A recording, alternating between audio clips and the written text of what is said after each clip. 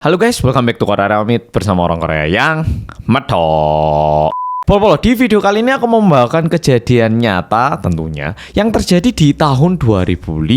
Tapi hingga saat ini pelakunya itu masih belum tertangkap.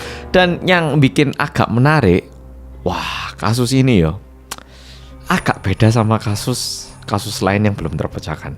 Kayak bukan ganas atau gimana, tapi agak beda. Sungguh dengarkan sampai akhir karena bakal menarik banget. Langsung kita mulai. Kejadian kali ini lebih tepatnya terjadi pada tanggal 16 Juni tahun 2005. Dan tokoh yang mau kita bicarakan itu bernama Lee Hae-ryung, seorang perempuan yang baru nikah di tahun 2004. Jadi nikah tahun 2004 dan ini kejadiannya di tahun 2005. Dia ini merupakan perempuan lulusan Korea University, merupakan salah satu universitas yang masuk top 3 di Korea. Udah gitu dia itu cantik banget dan mungkin dikarenakan itu suami yang menikah sama Hae-ryung ini merupakan laki-laki yang sangat kaya. Merupakan seorang laki-laki yang bekerja di industri real estate ataupun properti. Dan sekarang tak beritahu apa yang terjadi. Kejadiannya ini terjadi di kota Seoul, daerah Songbukgu, lebih tepatnya di Donam-dong. Kebetulan di situ ada satu apartemen yang baru dibangun. Dan biasanya di Korea kalau misalnya ada apartemen baru dibangun, tentunya bakal ada orang yang menempati. Dan kalau namanya rumah baru dibangun, biasanya itu banyak debu, pokoknya banyak lah tempat-tempat yang perlu dibersihkan. Tapi ini jujur agak melelahkan dan butuh sentuhan yang profesional. Sehingga biasanya itu orang-orang waktu mau pindah rumah ataupun masuk ke rumah baru, orang-orang Korea menghubungi perusahaan yang menyediakan layanan pembersihan rumah baru. Ini benar-benar melebihi dari bersih-bersih rumah rek. Kayak laci-laci yang ada di apartemen itu dikeluarkan semua, dibersihkan semua. Jendela-jendela double di Korea itu dilepas, dibersihkan semua. Bahkan kalau rumah baru kadang itu ada bau cat. Nah itu jendelanya ditutup semua, heaternya dinyalakan sampai ruangannya panas.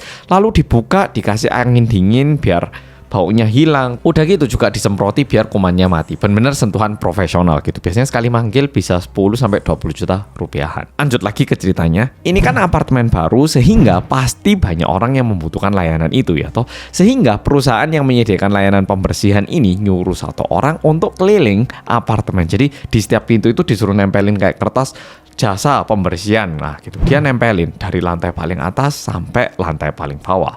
Dia nempelin dari atas sampai bawah, bener-bener sepi katanya.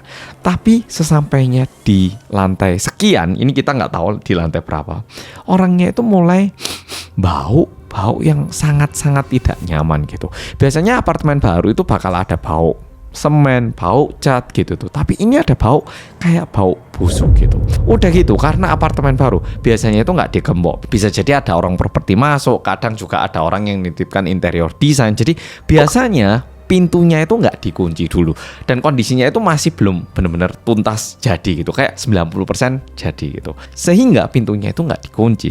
Nah karena baunya ini parah banget, orangnya itu jadi kayak pengen tahu gitu loh, ini bau apa sih gitu.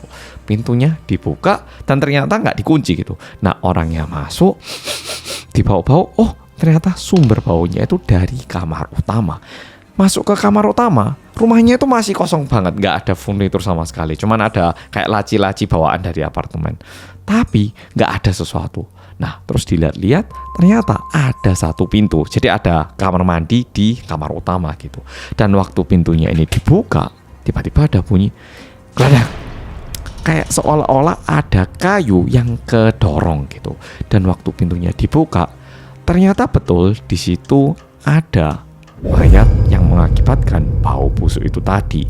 Melihat itu, petugas yang tadinya keliling untuk nempelin kertas promosi akhirnya nelpon polisi. Polisi langsung datang ke tempat itu dan diperiksa. Tapi kondisinya itu sudah sangat-sangat busuk. Apalagi ini kejadiannya di bulan Juni. Jadi waktu musim panas di Korea, sehingga pembusukannya itu pastinya lebih cepat lagi. Pada waktu itu polisi nggak tahu identitas dari korban ini, tapi waktu dilihat polisi sendiri nggak bisa memastikan apa yang mengakibatkan ini perempuan meninggal.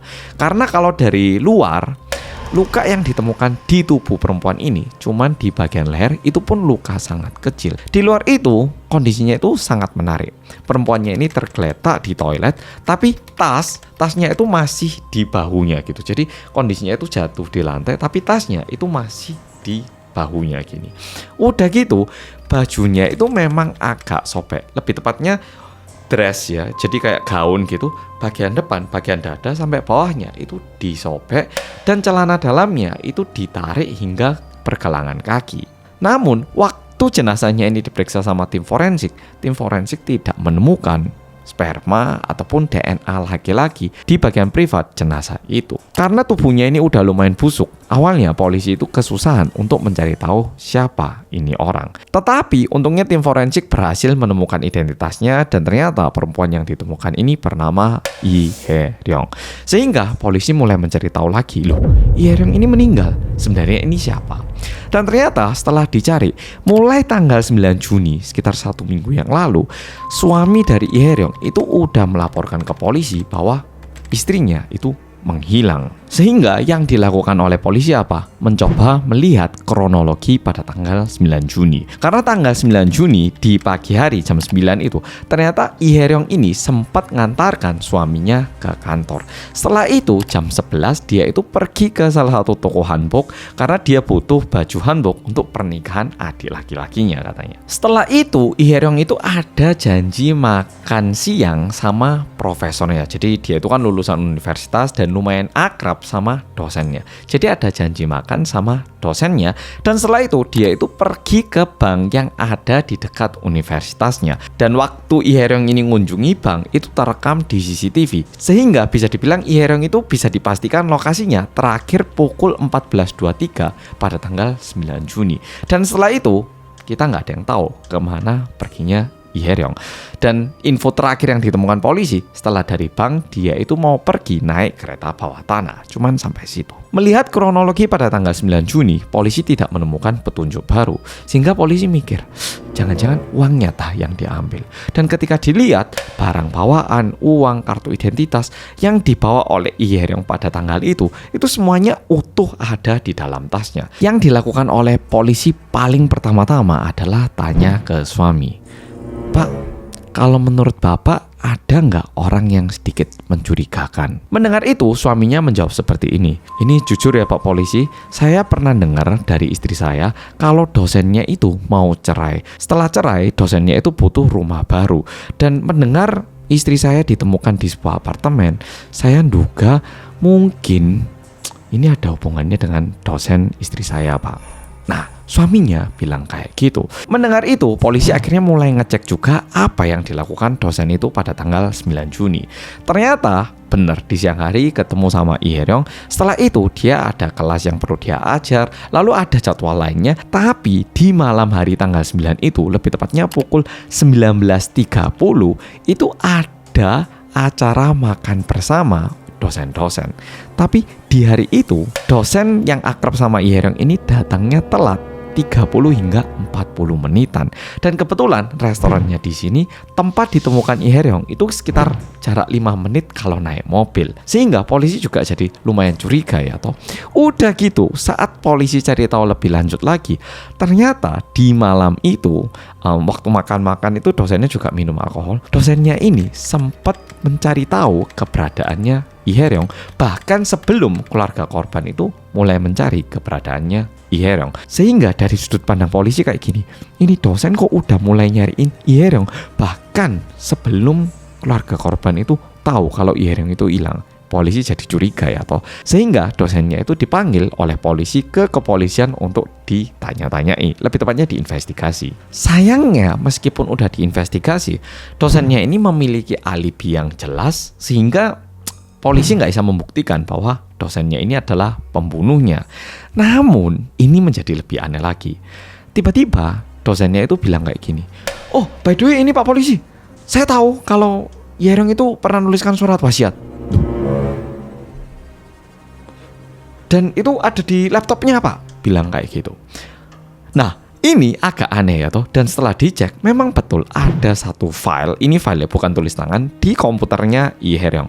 Tapi untuk membuka filenya itu dibutuhkan juga sebuah password. Polisi yang mendengar ini akhirnya memberitahu keberadaan surat wasiat ini kepada suaminya. Suami yang mendengar ini dia juga bingung, loh kok ada password ya? Passwordnya apa gitu.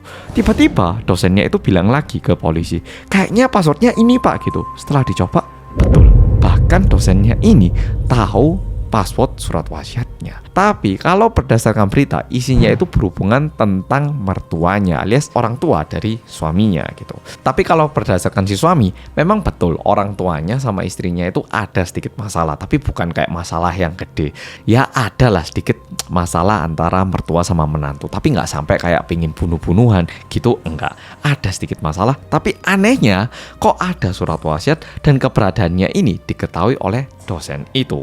Dan waktu dosennya ditanya, loh Pak dosen kok tahu passwordnya dari mana? Oh ini saya nyoba ini pakai ini apa teknologi AI gitu. Saya tanya ini mahasiswa saya gitu. Nah polisi tanya lagi ke mahasiswa itu. Betul dosennya pernah tanya gini, password saya nggak pernah tuh ditanyain gitu sama dosennya. Sehingga dosennya ini jadi lebih mencurigakan lagi atau. Tapi tiba-tiba di saat polisi sangat bingung kayak gini, tim forensik ini menghubungi polisi dan bilang kayak gini, Pak polisi, kami ada kabar baik. Kami nggak berhasil menemukan DNA orang lain di bagian privatnya korban. Namun, kami menemukan sedikit DNA orang lain di bagian lengannya korban. Jadi di lengannya I Heryong ini ditemukan sebuah DNA. Mendengar itu, polisi memutuskan untuk memanggil dosennya lagi dan coba tanya setelah memberitahu tentang keberadaannya DNA ini. Dosennya datang bilang, Pak dosen, kami beri kesempatan terakhir karena kami baru saja dihubungi oleh tim forensik bahwa ada sebuah DNA di tubuh jenazah. Sekarang Bapak lebih baik beritahu apa adanya sebelum situasinya ini memburuk. Di situ dosennya itu bilang kayak gini, Pak polisi, sebenarnya saya dengan I Heryong hubungan kami melebihi dosen dan mahasiswi, Pak. Kami ada hubungan asmara. Nah, ternyata dosen sama I Heryong ini ada sedikit hubungan lebih dari dosen dan mahasiswi. Sehingga kalau kita putar kembali kejadiannya, ini masuk akal. Udah lulus tapi masih ketemu sama dosennya. Udah gitu dosen mau cerai, dibantu cari rumahnya. Ini kayak mulai pas ya atau pasalnya. Tapi Pak polisi, saya bilang gini dengan tujuan saya itu nggak mau disalahpahami, Pak. Saya itu bukan pelakunya. Namun saya itu pengen memberitahu faktanya biar saya tidak dicurigai. Mendengar itu, polisi udah menjadi yakin kalau pelakunya adalah si dosen. Sehingga polisi itu cuma nunggu hasil cek dari tim forensik. Karena polisi minta ngecek apakah DNA yang ditemukan di tubuhnya korban itu sama dengan DNA si dosen ini. DNA yang ditemukan di lengannya I Heryong itu bukan DNA si dosen ternyata. Sehingga polisi nggak punya bukti yang menunjukkan bahwa ini dosen adalah pelakunya. Memang agak mencurigakan, tapi kalau nggak ada bukti ya polisi juga nggak bisa apa-apa ya toh. Sehingga kejadiannya itu sampai sekarang belum terpecahkan. Tapi ini yang menarik, profiler yang melihat kejadian ini bilang kayak gini. Pertama, I Heryong ini ditemukan di toilet. Memang betul tidak ditemukan jejak-jejak pemerkosaan. Tapi kalau berdasarkan profiler, kemungkinan besar pelaku sudah meluapkan hawa nafsunya melalui kejadian itu. Jadi ini agak berbeda. Kalau kita bayangkan hawa nafsu kan harus berhubungan badan ya toh. Tapi ada juga orang-orang yang memiliki fantasi hawa nafsu yang berbeda. Sehingga meskipun ini orang tidak diperkosa secara langsung, mungkin udah melakukan beberapa tindakan yang meluapkan hawa nafsu si pelaku itu tadi. Yang kedua, memang tidak ditemukan DNA dosennya, tapi baju bagian depannya tadi robek ya toh. Jadi mungkin memang ada fantasi ataupun sebuah hal yang ingin dilakukan oleh pelaku untuk meluapkan hawa nafsu, dan mungkin DNA si pelaku itu keciprat di bagian depan sehingga dress bagian depannya ini disobek. Pelaku menghapus sidik jarinya yang mungkin bisa ditemukan, karena kalau misalnya aku megang meja gini loh, ada sidik jariku, tapi kalau tak gini kan sidik jari itu udah kehapus. Jadi kemungkinan besar dressnya itu disobek dan digunakan untuk menghapus jejak-jejaknya. Dan yang terakhir, karena korban itu ditemukan dalam kondisi masih mengenakan tasnya di bahu, kemungkinan besar pembunuhannya ini terjadi dalam waktu yang sangat singkat. Tapi sebenarnya ada juga satu hal yang belum tak beritahu, Rek. Di tempat kejadian itu, di TKP itu, polisi juga menemukan satu kancing. Dan ini kancing kalau dilihat baik-baik itu ada tulisan S. Wolf. Aku pun sebenarnya nggak tahu ini brand dan mungkin Polo-Polo nggak tahu ini brand, tapi katanya ini merupakan brand yang lumayan familiar di Amerika ataupun di luar sana yang banyak digunakan oleh bapak-bapak usia 40, 50 dan mungkin 30 ke atas sana. Dan dosen yang dicurigai itu tadi adalah dosen yang memang udah lama tinggal di luar negeri, sehingga lebih mencurigakan lagi. Namun tidak ada bukti yang bisa membuktikan bahwa dosen ini adalah pelaku dari kejadian kali ini.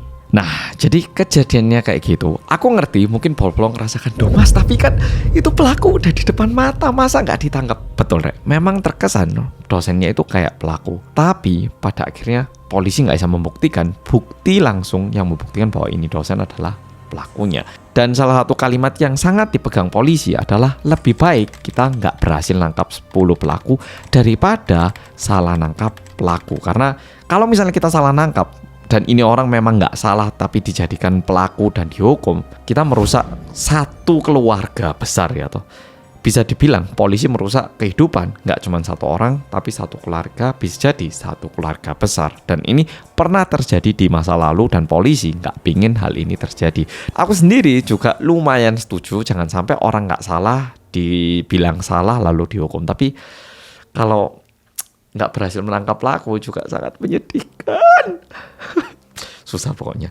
Oke, Polo-Polo, jadi video kali ini sampai di sini. Makasih udah nonton dan sampai jumpa di video berikutnya. Tapi melalui video kali ini bukan berarti aku pengen bilang kalau dosen ini pelakunya. Cuman dosennya ini mencurigakan, sebatas itu. Oke?